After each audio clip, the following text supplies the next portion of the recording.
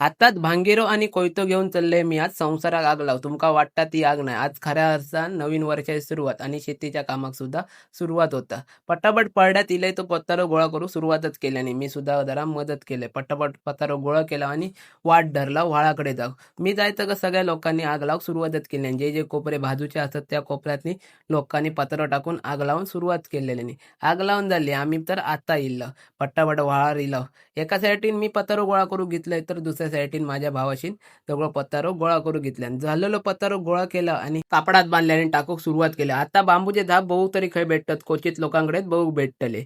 पतारो टाकलेलो पटापट आऊस आणि बापूस व्यवस्थित कोपऱ्याक लावत होते, कारण ते व्यवस्थित कोपरो भाजक होय. आणि दुसऱ्या साईडला भावाशी पतारो गोळा करून देत तो मी पटापट कोपऱ्यात टाकीत होते. बघता बघता पतारो टाकून झालो आणि खऱ्या अर्थानं आजपासून संसाराक सुरुवात झाली. पताऱ्याक आग तर लावला, आता मी चाललंय घराक. मी जातोय घरात, तोपर्यंत असेच कोकणी व्हिडिओ बघूसाठी माझ्या कोकणी वैव चॅनलला नक्की सबस्क्राईब करा. चला भेटूया आणखीन एका नवीन व्हिडिओत.